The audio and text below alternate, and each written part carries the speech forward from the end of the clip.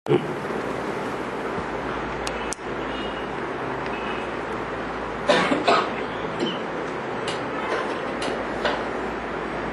का रात्रि क्लास है 17/9/64।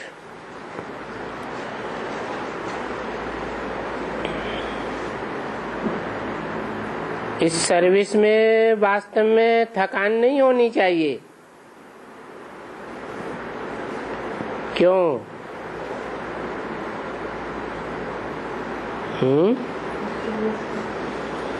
इस सर्विस में क्या खास बात है?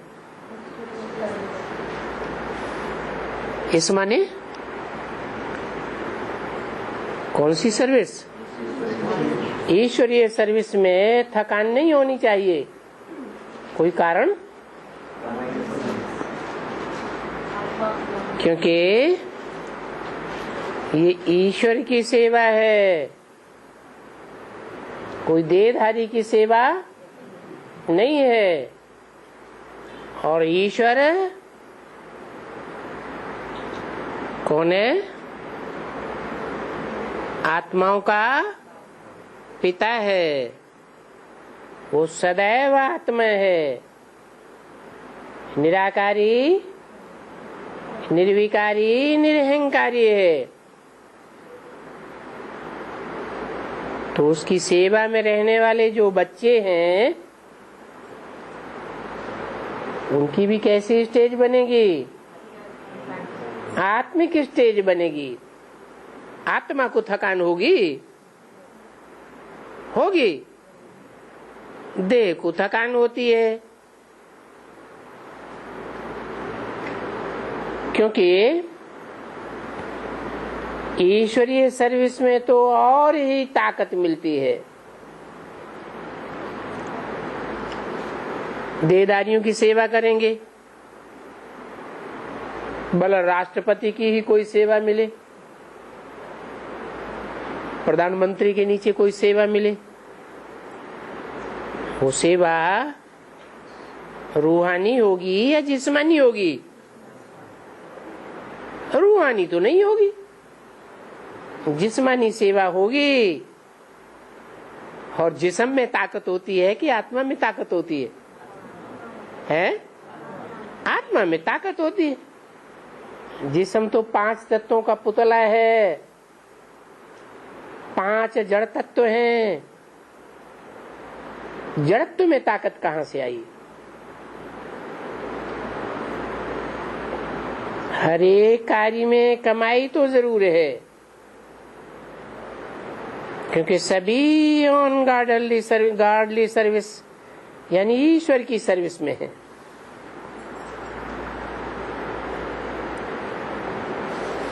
चाहे ईश्वरीय सेवा का कोई कार्य क्यों न हो,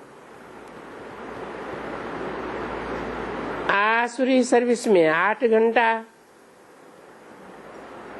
तो ईश्वरीय सर्विस में 12 घंटा। क्यों? ईश्वरीय सेवा में ज्यादा टाइम क्यों देना? क्योंकि यहाँ इजाफा जास्ती मिलता है। बाप बहुत अच्छा इजाफा देते हैं।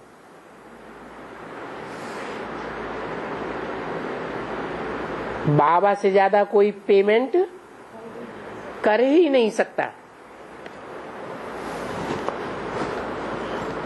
इस जन्म का इस जन्म में भी पेमेंट करते हैं और जन्म जन्मांतर के लिए ब्याज में भी देते हैं। इसलिए गाया हुआ है कि दधीचि ऋषि ने हड्डी भी दे दी थी। हैं? किसने दी? दधीचि। ये दधीचि ऋषि की बात कहां से उठाई? शास्त्रों से। और शास्त्रों में जो भी बातें हैं वो कहां से उठाई गई? संगम युग से। तो संगम युग में दधीचि कौन हुआ? दधी माने क्या?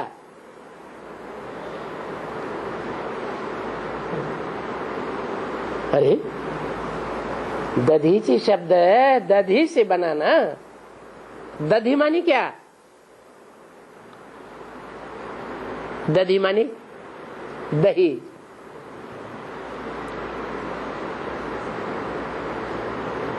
अर्थात दही में सार होता है या छाछ में सार होता है? दही में मक्खन होता है।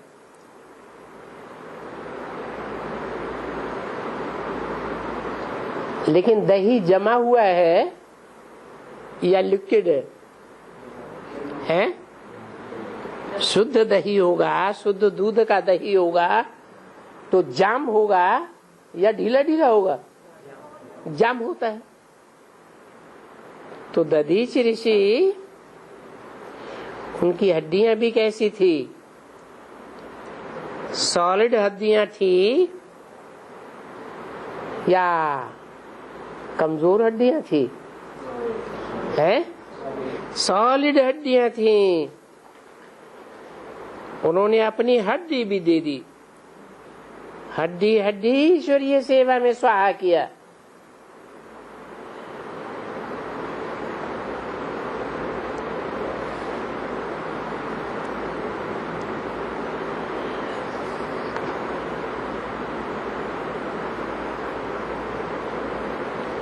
हड्डियों से क्या बनाया गया था?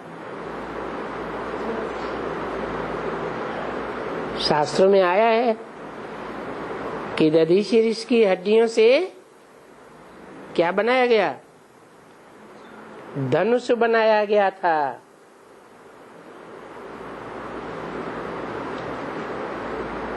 और दधीचि ऋषि की हड्डियों से इंद्र का वज्र भी बनाया गया था।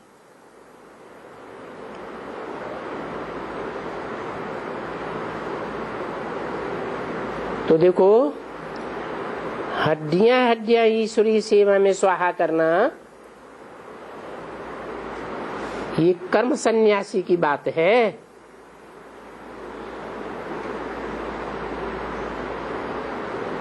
हड्डियों से कर्म भी करते रहो और मन बुद्धि से याद भी करते रहो। तुमको कर्मणा करनी है।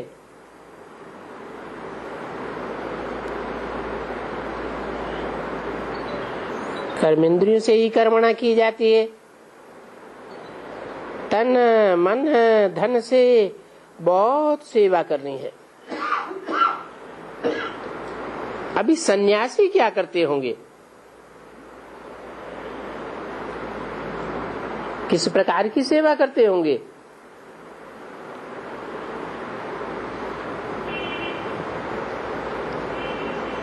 वो तन की सेवा करते होंगे, हैं? सन्यासियों ने अगर तन की सेवा की होती तो घर बार छोड़ करके क्यों भागते हैं? भागे तो क्यों भागे?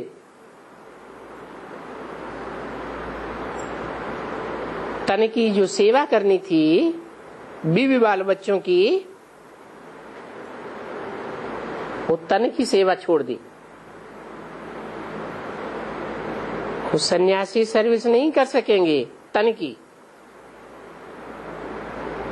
क्योंकि वो तो सब कोई जाकर के सामने पड़ जाते हैं।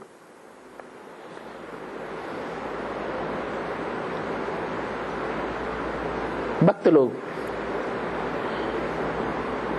कर्म सन्यासी होने के कारण उनको कुछ कर्म तो करने की दरकार ही नहीं है। जैसे बाकी कहे मन से तो उल्टी अयथार्थ बातें तो बुद्धि में आती रहती हैं। भले कर्मेंद्रियों से कर्म करना छोड़ देते हैं,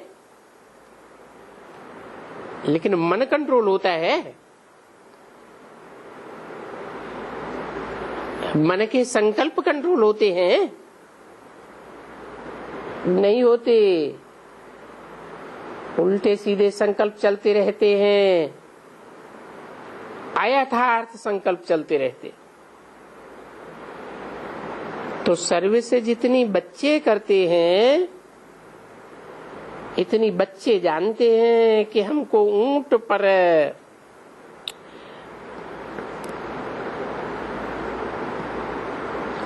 हमको ऊंच पद मिलना है। पीछे मार्क्स तो सब में है। देखो, बाबा भी कहते हैं जैसे भंडारी है तो इतनी सेवा करती है, तो इनकी भी मार्क्स बहुत है, क्योंकि बहुतों को सुख मिलने से वो सुख की आशीर्वाद इनके ऊपर जरूर जाती है।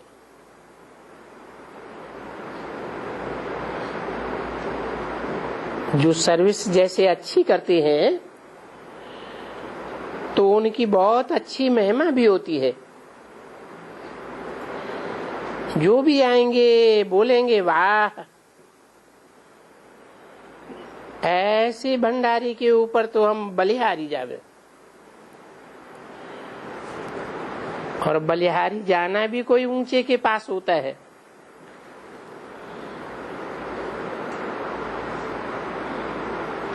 देखो, तुम बच्चे बलिहारी जाते हो, किसके ऊपर है? भंडारी भोली दादी की बात की, उसके ऊपर बलिहारी जाते हो या बाप के ऊपर बलिहारी जाते हो? कितना ऊंचे बाप है, बलिहारी जाते हो तो फिर बाप से मिलता भी बहुत है। ये भी मेहनत है क्या?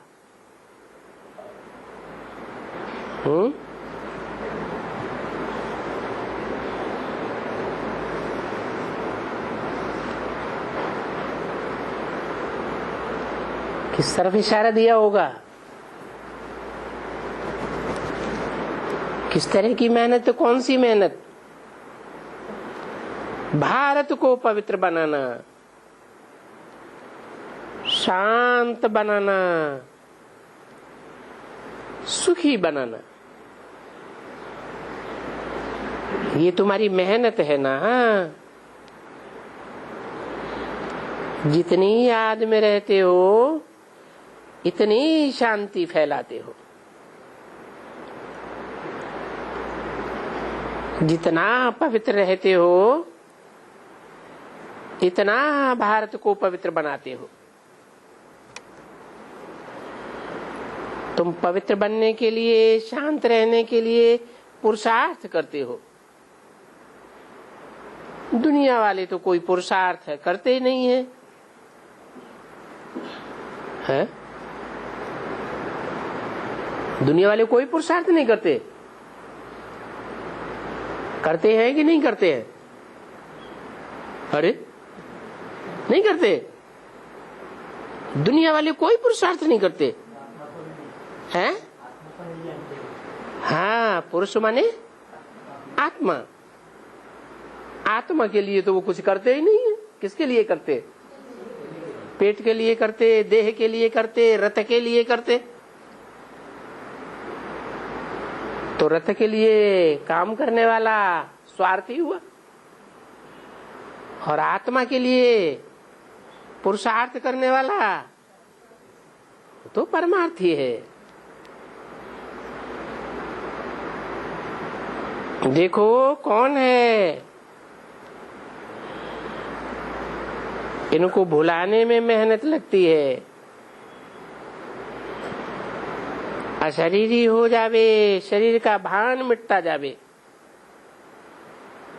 ये भी तो यात्रा होती है ना।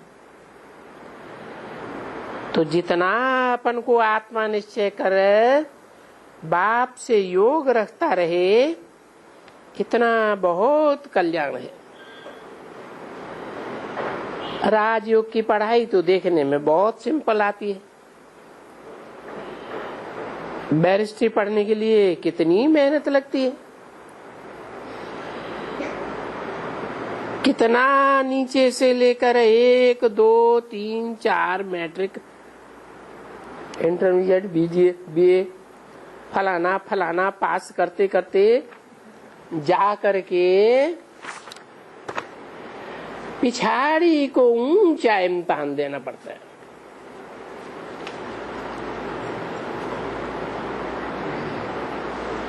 यहाँ तो कोई दूसरी बात है ही नहीं। 17/9/64 की रात्रि क्लास का दूसरा पेज।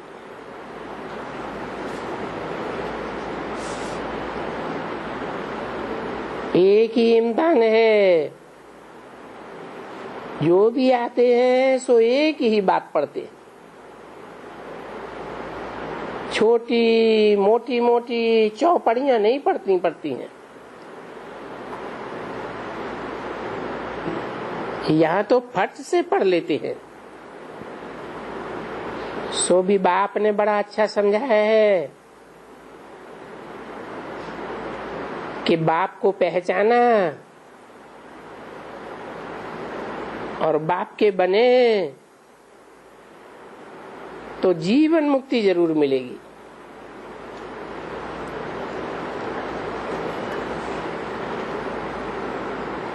कौन कौन सी 2 शर्तें बताई है? बाप को पहचाना और पहचान करके बाप के बने तो जीवन मुक्ति जरूर मिलेगी, क्योंकि जीवन मुक्ति की ही राजधानी स्थापन हो रही है और बाप ये राजधानी स्थापन कर रहे हैं।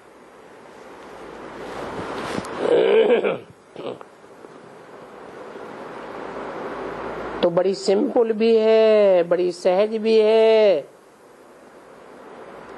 इसमें टाइम भी कोई बहुत नहीं जाता है, क्योंकि शरीर निर्वाह के लिए सबको टाइम चाहिए। पुरुषों को भी टाइम चाहिए तो माताओं को भी टाइम चाहिए। घर की संभाल करना, बाल बच्चों को संभालना, तो इस समय में इस तरफ में ध्यान देते हैं। और पढ़ाई तो थोड़ी ही रहती है, सुबह और शाम।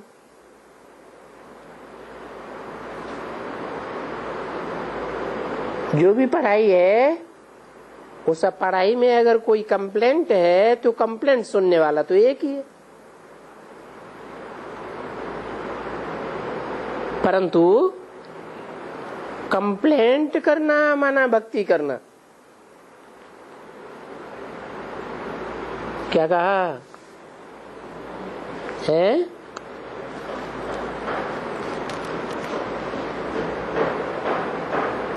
कोई कंप्लेंट करता है उसको भक्ति क्यों कहा?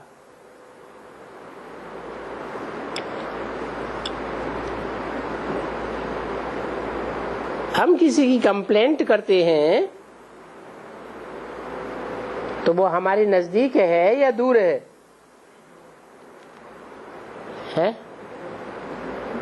क्या कहेंगे? जिसकी हम कंप्लेंट करते हैं वो हमारे संसर्ग संपर्क संबंध में है या नहीं है?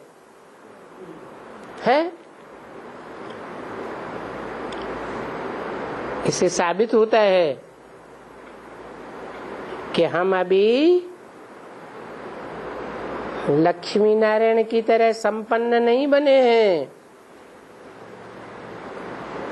नहीं बने हैं तो हमको ऐसी आत्माओं के संसर्ग संपर्क संबंध में आना पड़ता है जिनकी ढेर सारी कंप्लेंट्स निकलती। तो मूल कमी किसकी हुई? पूर्व जन्मों का हिसाब किताब किसका बना है? हमारा ही बना। हमारे में जब तक कच्चापन है, जब तक पुरुषार्थ कंप्लीट नहीं हुआ है, जब तक हमारे कर्म कूटे जा रहे हैं,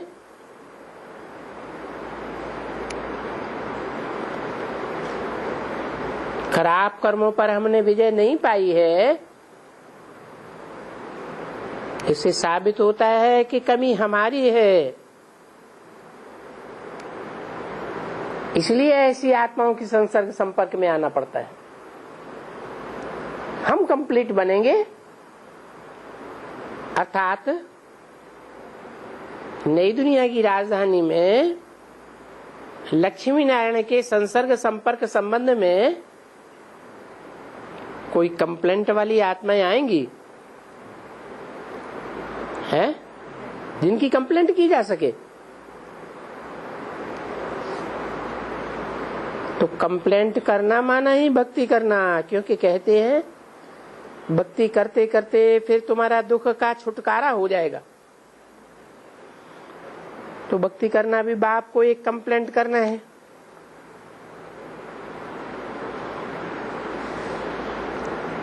भक्ति में भक्ति करते हैं, दुखी होते हैं।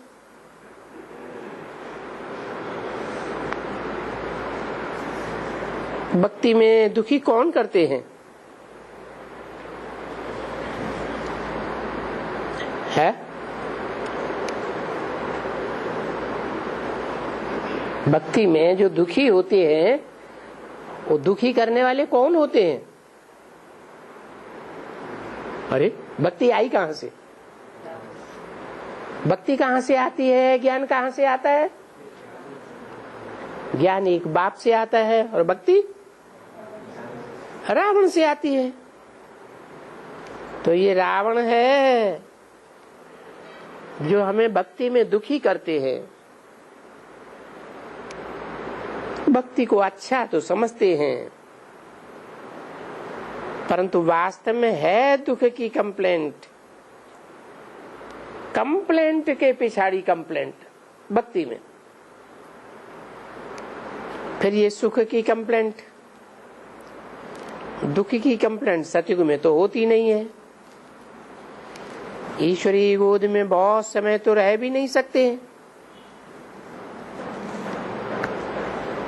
ये क्या बात हुई?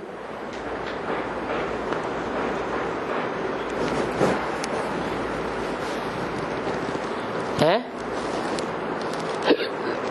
ईश्वरी गोद में लंबे समय तक क्यों नहीं रह सकते? आदि से अंत तक क्यों नहीं रह सकते? हैं?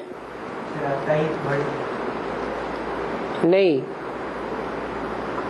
बोला है ब्रह्मा की भुजाएं होती है हजारों, लेकिन शंकर की 1000 भुजाएं नहीं होती हैं। भुजाएं माने सहयोगी। तो शंकर के सदा काल के सहयोगी बने हैं? कोई बन सकते हैं? है? सदा काल के सहयोगी बन सकते हैं? नहीं बन सकेंगे। ईश्वरी गोद में बहुत समय रह ही नहीं सकते हैं। अगर चाहें तो भी नहीं रह सकते, क्योंकि ईश्वर की गोद तो सबसे उत्तम है ना। सतयुग में चाहे कि जास्ती रहे, 1250 बरस से जास्ती रहे, तो रह नहीं सकते हैं। और दुख में कोई जास्ती रहना नहीं चाहेगा। सुख में सदा काल कोई रह नहीं सकते और दुख में कोई रहना चाहता नहीं। सुख में चाहे तो रहना मिल नहीं सकता सतयुग में। अच्छा, बाबा को घबराहट पैदा हो गई। बाजा बजाओ। आज सवेरे में ही क्लास बंद करना। रामचंद्र भी थका हुआ होगा जरूर, है? भी क्यों लगा दिया है? यहाँ भी शब्द क्यों लगाया? जैसे हम थक जाते हैं ऐसे रामचंद्र भी थका हुआ जरूर होगा, सारा दिन मेहनत करते हैं। और वो बच्चा तो मक्खन निकालने की बहुत मेहनत करता है। कौन है? कौन? रामचंद्र।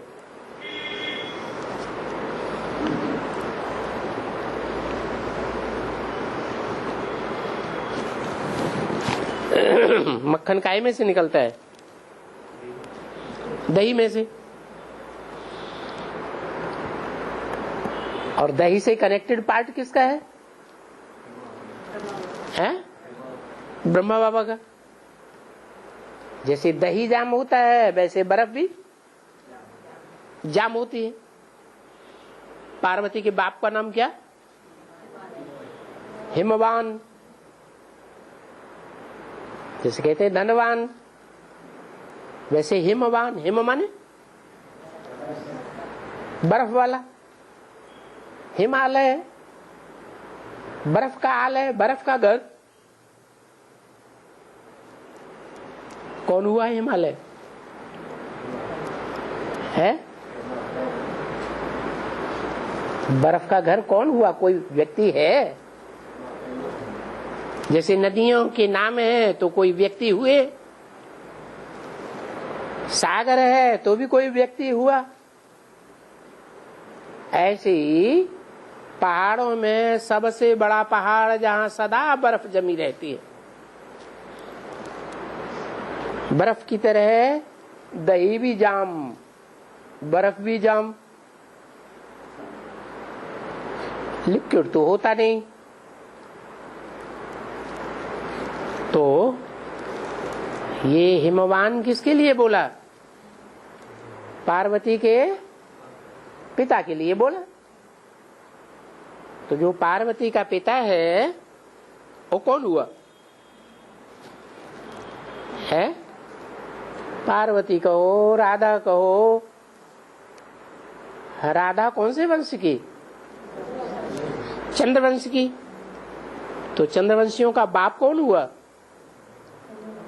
चंद्रमा। और चंद्रमा किसका पार्ट है? ब्रह्मा बाबा का।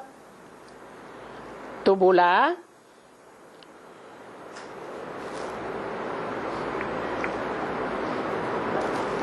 रामचंद्र भी थका हुआ होगा। किस बात में थक गया? सारा दिन मेहनत करता है। क्या करने के लिए? मक्खन निकालने। मक्खन कैसे निकाला जाता है? हैं? दही को बुझाना पड़ता है। गर मर मेहनत तो लगती है ना। तो मक्खन निकालने की बहुत मेहनत करते हैं। कौन करते हैं? रामचंद्र जी। अच्छा, मक्खन निकालने की मेहनत करते हैं माने दही को बिलोते हैं, मथते हैं दही को मथानी से।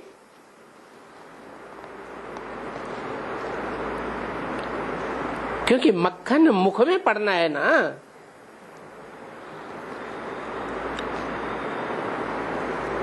कि नहीं पड़ना है? किसके मुख में मक्खन दिखाते हैं? कृष्ण बच्चे के मुख में मक्खन दिखाते। तो जितनी मेहनत करेंगे उतना मक्खन मुंह में जाएगा। सिर्फ याद करने से बच्चों को षष्ठी रूपी स्वराज्य का मक्खन मिलता है। मक्खन को भी याद करते हैं, बाप को भी याद करते हैं।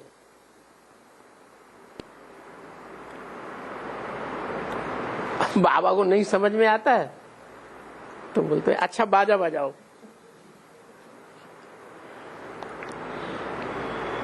म्यूजिक बजा। माता पिता और बाप दादा का मीठी मीठी सिकिल दे बच्चों प्रति याद प्यार। Good night.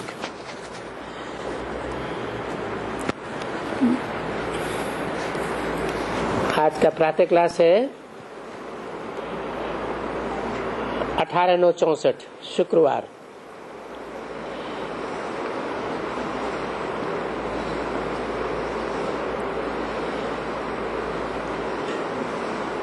रिकॉर्ड चला है, गाफिल तुझे घड़ियाल ये देता है मना दी।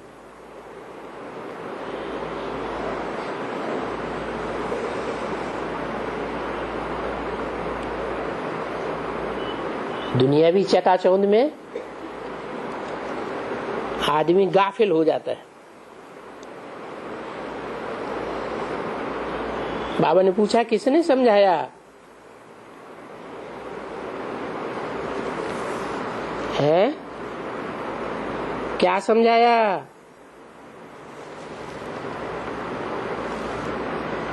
गाफिल माने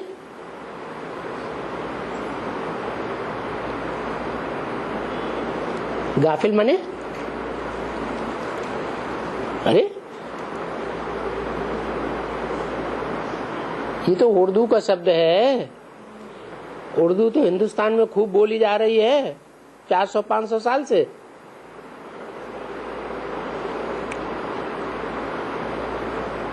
जो काम करना है वो काम नहीं करना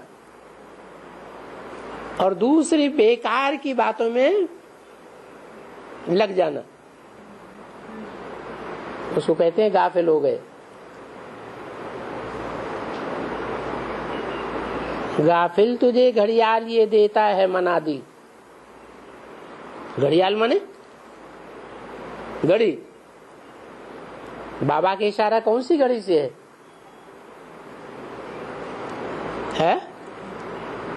अरे अरे ये षष्ठी चक्र है। ये षष्ठी चक्र हमारी घड़ी है ना। ये हमको मुनादी कर रही है। क्या मुनादी कर रही है? अरे घड़ी की सुइयां क्या बता रही है? अब बहुत थोड़ा समय रह गया है। फालतू की बातों में, फालतू के कामों में समय व्यर्थ बर्बाद न करो। जो बेहद की घड़ियाल की घड़ी है उसमें बाकी थोड़ा कुछ मिनट रहा है। घंटे गए अभी मिनट रहा है। समझो मिनट के भी थोड़े मिनट रहे हैं।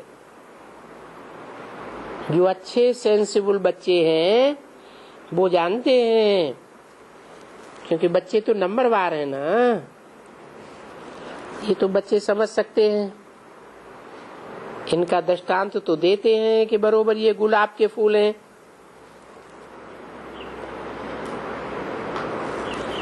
तुम्हारा जो देवी देवता धर्म है वो जैसे सदा गुलाब का फूल, सदा शिव और सदा पार्ट बजाने वाले ऑलराउंडर बच्चे।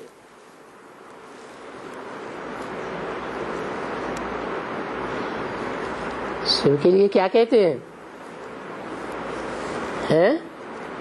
सदा शिव है या कभी कभी का शिव? कभी कभी का नहीं।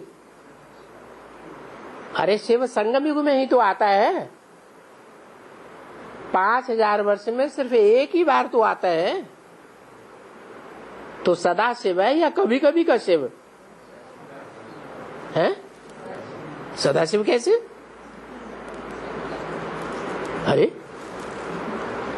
5000 साल में सिर्फ संगम युग में, वो भी संगम युग बहुत छोटा, और युग तो 1250 वर्ष है।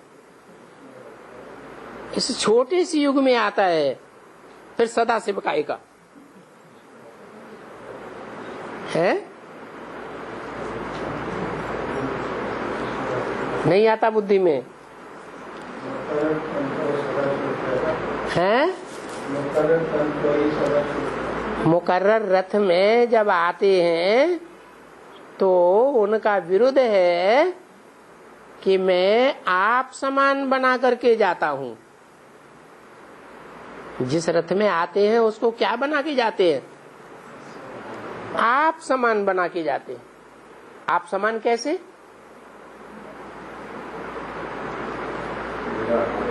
वो तो सदैव आत्म की स्थिति में स्थित होने वाला है। तो मुकर्रर रथ जिसमें आते हैं वो आप समान कैसे?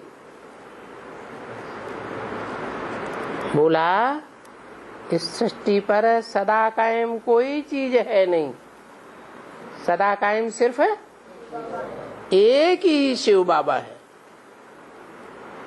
सदा कायम का मतलब क्या हुआ सृष्टि में?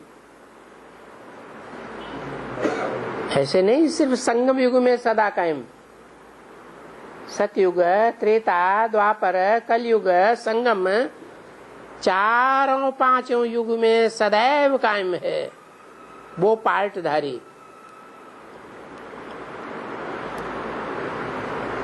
इसलिए ऑलराउंडर बताया, सदा शिव और सदा पार्ट बजाने वाला ऑलराउंडर। तो तुम गुलाब के फूल हो, क्योंकि यदि सभी के धर्म के ऊपर जावे तो तुम ऊंचे ते ऊंचे धर्म वाले हो, सदा गुलाब हो। पीछे तुम्हारे जैसे सदा गुलाब तो कोई हो ही नहीं सकते। दूसरे धर्म वाले फिर नंबरवार हैं, कोई चंपा है, कोई चमेली है, कोई टांगर है, तो कोई याक है। उन फूलों में भी ऐसे ही फूल हैं, क्योंकि बगीचा तो होता है ना। तो ये धर्मों का भी जैसे बगीचा है। ये तो बच्चे जानते हैं कि ऊंचे ते ऊंचे धर्म तो है ही देवी देवता धर्म का। मुसलमान लोग भी क्या नाम देते हैं? अल्लाह ने कौन सा धर्म स्थापन किया? अल्लाह अव्वल दीन की कहानी बनाई हुई है। अव्वल दीन माने पहले नंबर का धर्म स्थापन किया। तो देखो उन धर्मों में गुलाब के छाड़ के फूल को अव्वल कहेंगे, परंतु अभी बेचारे मुरझाए गए हैं। अभी फिर से उनमें होने हैं। जब सीजन नहीं होती है तो शिशिर ऋतु में उन पौधों में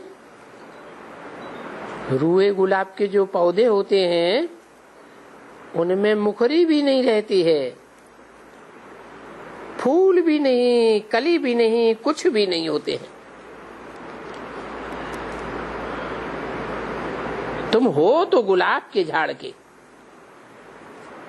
परंतु सभी खत्म हो गए। जैसे सीजन ही खलास हो गई। अभी जब मैं आया हुआ हूं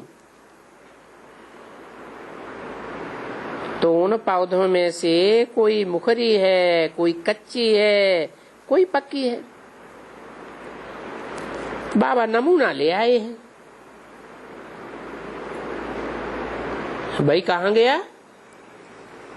देखो नंबरवार है ना, हैं तो गुलाब के ना।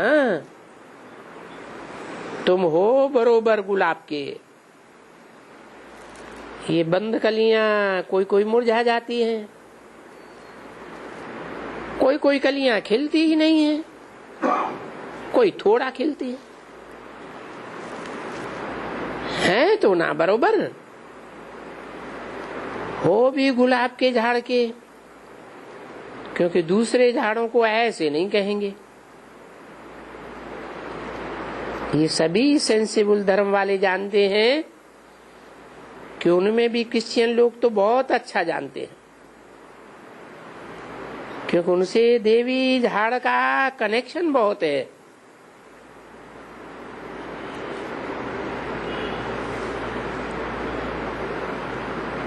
तो अभी बाप बच्चों को बैठ करके समझाते हैं, बच्चे सुस्ती नहीं करो।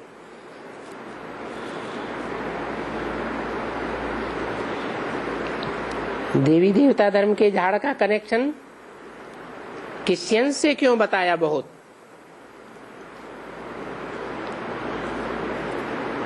है क्योंकि अभी अंत में सारी दुनिया की राजाई किनके हाथ में जाती है? कौन से धर्म वालों के हाथ में चली जाती? सारी दुनिया के ऊपर अभी अंत में कौन कंट्रोल करते हैं? अरे नहीं मालूम? अभी कोई देश है जो सारी दुनिया को कंट्रोल कर रहा है? है? अमेरिका। कौन से धर्म का? क्रिश्चियन धर्म का। और तुम्हें राजाई किससे लेनी है? क्रिश्चियन से ही तुम्हें राजाई लेनी है। क्योंकि ये क्रिश्चियन से जब से आए तो इन्होंने क्या किया है? राजाएं खलास कर दिए। हिंदुस्तान में राजाएं महाराजाएं क्रिश्चियन से आने के पहले बहुत होते थे ना। उनकी महाराजाएं छीन ली, खत्म कर दी। बाद में तो कांग्रेस गवर्नमेंट ने क्रिश्चियन से प्रभावित होकर के उनका टाइटल भी छीन लिया। प्रीवी पर्स देते थे वो भी छीन लिया।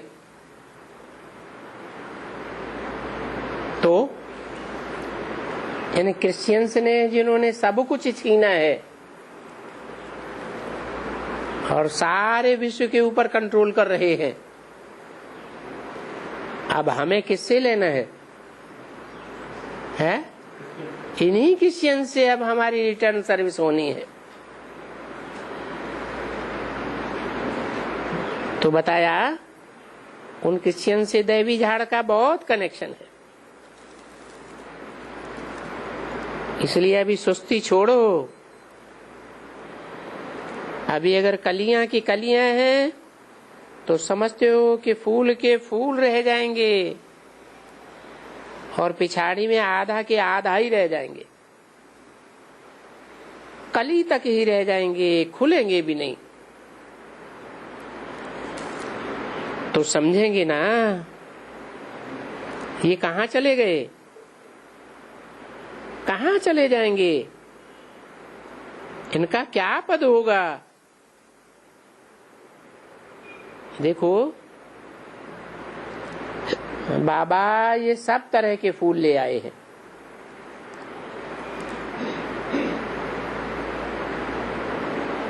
उनमें ये रूहे गुलाब के हैं खास,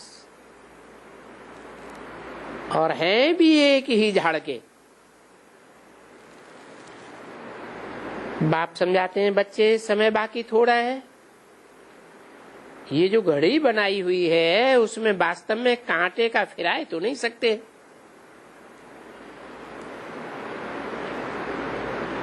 कि कांटे को जल्दी आगे कर दे तो समय जल्दी चला जाएगा। हाँ, अगर युक्ति से कोई रखे तो थोड़ा थोड़ा हम फिर आते रहें, निशान छोड़ते रहें कि यहाँ से कांटा शुरू हुआ है, यहाँ का कांटा यहाँ तक आ गया है। क्योंकि तुम जानते हो इस कांटे को कितना वर्ष हो गया जो फिरना शुरू हुआ है, नील से निकाला है। अभी आकर के 12 बजे के नजदीक पहुंचा है। क्या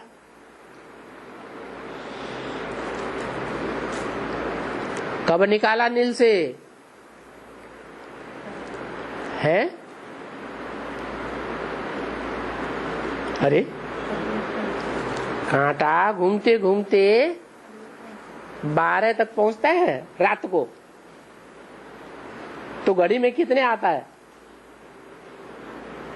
घड़ी जो नंबर वाली घड़ी होती है, अंकों वाली, वो क्या अंक बताती है?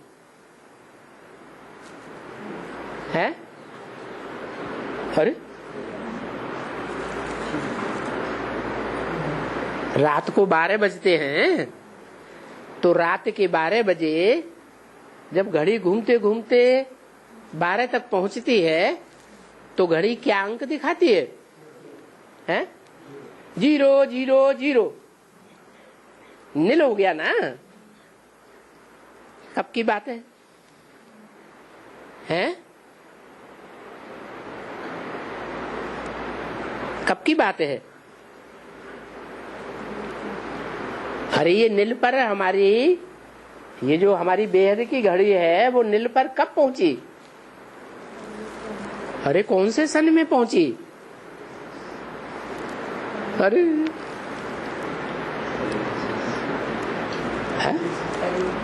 है? हाँ? ओ टाइम बताओ। अरे गाते तो बहुत है, कितना गीत गाते रहे, ज्ञान सूर्य प्रगटा ज्ञान अंधेर विनाश। तो कब की बात है? हाँ 76 में अंधेरा था ना, नील हो गया ना। नील के बाद नील से बाहर निकला, अभी आकर के 12 बजे के नजदीक पहुंच गया। ये तो जानते हो ना, यूं धर्म भी नील से निकला है। कांटा सतयुग से लेकर यहाँ तक चला आया है। अभी जब से बाबा आए हुए हैं फिर उस टाइम को गिनना होता है। बाप खुद ही बच्चों को कहते हैं, बच्चे अभी टाइम वेस्ट मत करो।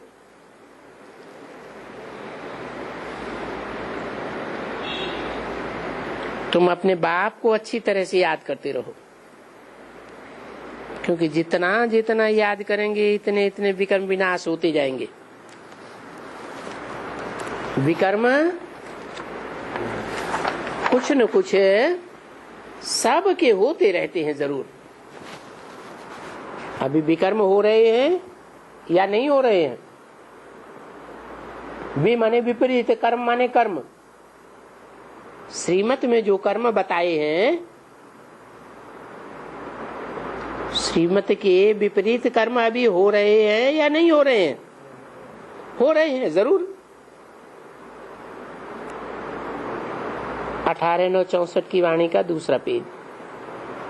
ऐसे अपन को कोई मत समझे, इतना अहंकारी कोई मत बने कि हमारा कोई विकर्म नहीं बनता है।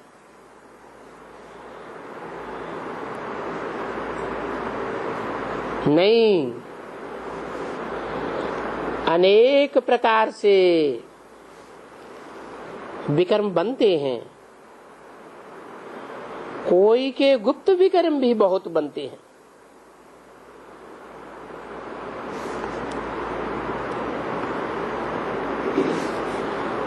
तो बाप कहते हैं, बच्चे इन विकर्मों से संभाल करते रहो और बाप को खूब अच्छी तरह से याद करते रहो। घड़ी का टाइम दिखाई देता है तुम बच्चों को, दुनिया को तो पता भी नहीं है। क्योंकि कोई बोलते हैं ना, कलयुग अभी बच्चा है। और हमारी घड़ी क्या बता रही है? हमको बाबा ने जो घड़ी का ज्ञान दिया है, बेहद की घड़ी का, कौन सा टाइम बता रही है? अभी कलयुग का अंत हुआ कि हुआ, सतयुग आया कि आया। वो कहते हैं कलयुग अभी बच्चा है, तो इसको कहेंगे घोर अंधियारे में पड़े हुए हैं। तो अभी तुम बच्चों को मुर्दों को जगाना है। समझा? गाते भी हैं बरोबर, सवेरे में ही याद करना चाहिए। जिन सोया तिन खोया, मना सोना तो है सबको, ऐसे नहीं कि कोई सोने बिगर रह सकते हैं,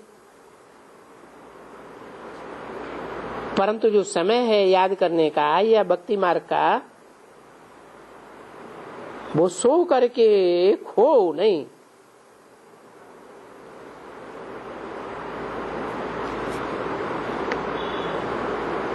नहीं तो फिर मुर्दे के मुर्दे ऐसे के ऐसे ही रह जाते हैं। इनसे इतना तक भी कोई नहीं आते हैं, और फिर कोई तो यहाँ तक आकर के भी तूफान जो लगते हैं तो खेल ही खलास। यहाँ तक भी आकर के खेल खलास हो जाता है। तूफान में बहुत ही अच्छे अच्छे फूल बेचारे मुरझा कर गिर गए, तो जब फूल गिर सकते हैं तो कलियों को मुरझाने में तो देरी क्या लगेगी, वो भी गिर जाएंगी। फिर कहाँ चले जाते हैं? फिर वो कांटे के कांटे रह जाते हैं। कौन रह जाते हैं? कौन से झाड़ में? गुलाब के झाड़ में फूलों के साथ साथ कांटे भी तो होते हैं। कलियां और फूल सारे जड़ गए तो क्या रह जाते? कांटे के कांटों की दुनिया रह जाती है। हैं जरूर यहाँ के फूल। बाबा कहते हैं देवी घराने तो जरूर आएंगे, प्रजा में भी आएंगे, प्रजा में भी नौकरी करने वाले भी आएंगे। राजाई में भी नौकर होते हैं, साहूकारों के भी नौकर होते हैं, और प्रजा वर्ग वालों के भी नौकर होते हैं। सबसे कम पद भी पाएंगे, परंतु आएंगे तो जरूर, क्योंकि हैं ही तुम गुलाब के झाड़ के। तो उसमें खुश नहीं होना चाहिए कि हम तो सतयुग में तो आ ही जाएंगे, फिर भी हम स्वर्ग में तो आ जाएंगे, ऐसे नहीं। क्योंकि मनुष्य तो गाते हैं लेफ्ट फॉर हेवनली अबोर्ड, वो तो बेचारे सिर्फ नाम मात्र वैकुंठवासी हुए। वैकुंठ में क्या है, क्या है, कैसे राज्य होता है, वो प्रारब्ध हरे कैसे बनाते हैं। स्वर्ग में कोई महाराजा महारानी है, कोई राजा रानी है, कोई प्रजा वाले है। क्यों? इसका भी तो कोई कारण होगा ना। अलग अलग पद कैसे बन गए? अभी तुम बच्चे अच्छी तरह से समझ गए हो कि जितना जितना जो बाप का बिलवड मोस्ट सर्विसेबल मोस्ट बच्चा होगा, उसको ऐसे कहेंगे सर्विसेबल मोस्ट बिलवड मोस्ट। ये तो एक कॉमन बात है। कोई भी बाप से जाकर के पूछो, बच्चे अगर सपूत हैं, आज्ञाकारी हैं, वफादार हैं, ईमानदार हैं, क्योंकि इसमें ईमानदारी भी बहुत चाहिए, माया बेईमान बनाई देती है, बात मत पूछो, ऐसा चक्करी में लाती है जैसे चूहा काटता है ना, फिर कुछ भी पता नहीं पड़ता कि हम बेईमानी कर रहे हैं। ये माया रूपी बिल्ली कहो, चूहा कहो, जो भी कहो, उनको पता नहीं पड़े कि हमारे से कोई बड़ी भारी गफलत हो रही है। इसलिए बाप कहते रहते हैं कि जो करता है उनको अपने करने का फल जरूर पाना पड़ेगा। तो ऐसा कोई भी कर्म नहीं बनाना चाहिए जिससे सजा खाने के लायक बने,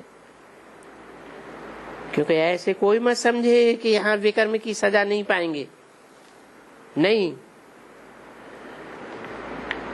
कई विकर्मों की यहाँ भी सजा पाए लेते हैं।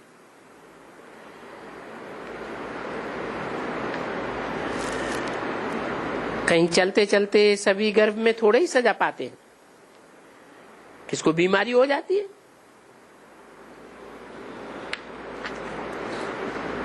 फिर उतना तीव्र पुरुषार्थ नहीं कर सकेंगे तो सजा हो गई ना।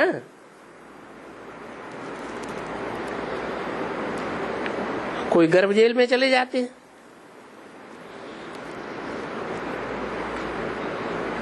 किनकी आंख निकल जाती है, चलते चलते गिर पड़ते हैं,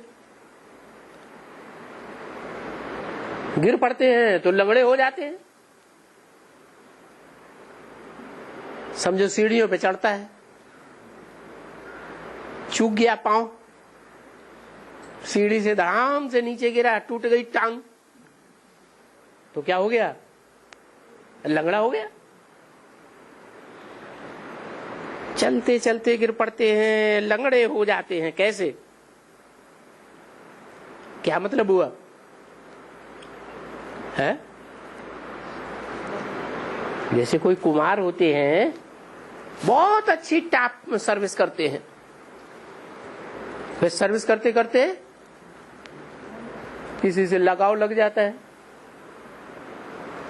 या शादी करके बैठ जाते हैं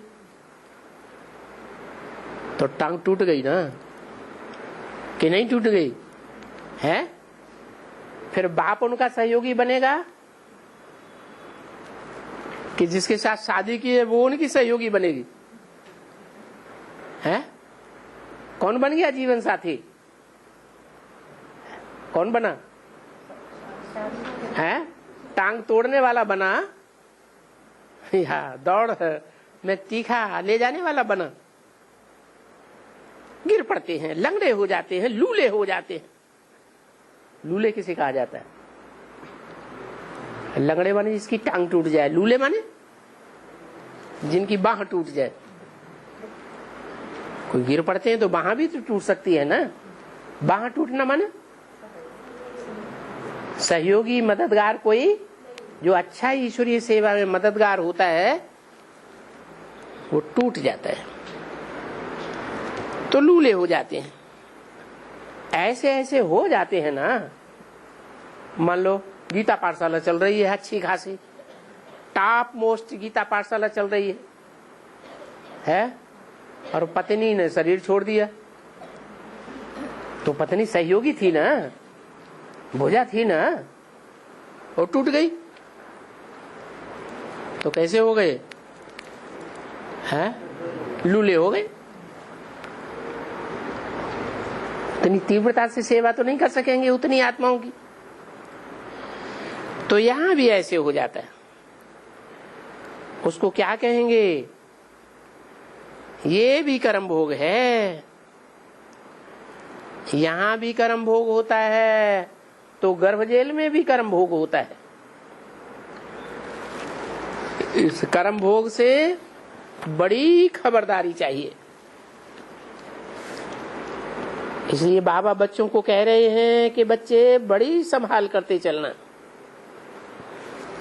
ये माया बड़ी शैतान है।